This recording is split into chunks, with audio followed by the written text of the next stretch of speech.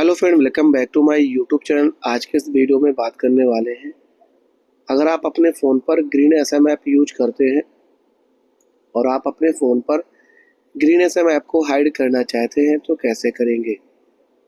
Green SM app को hide करना बहुत ही आसान होता है। आज के इस वीडियो को देखने के बाद आप सही तरीके से ग्रीन एसएम ऐप को सक्सेसफुली हाइड कर पाएंगे। सबसे पहले आप अपने फ़ोन की सेटिंग्स पर जाना है। आपके फ़ोन में जितने भी सेटिंग्स एंड प्राइवेसी है ओपन होके आ जाएंगी। थोड़ा सा नीचे जाएंगे, सिक्योरिटी एंड प्राइवेसी में क्लिक करेंगे। थोड़ा सा नीचे जाएंगे, हाइड ऐप से में क्लिक करेंगे। फ़ोन का जो भी स्क्रीन पिन है उसको इंटर करेंगे। आपके फ़ोन में जितने भी ऐप्स इंस्टॉल हैं ओपन होके आ जाएंगे। ग्रीन एसएम ऐप को हाइड करने के लिए आपको यहाँ पर ग्रीन एसएम ऐप के ऊपर क्लिक करेंगे। कम्प्लीटली हाइड में क्लिक करके डन करेंगे।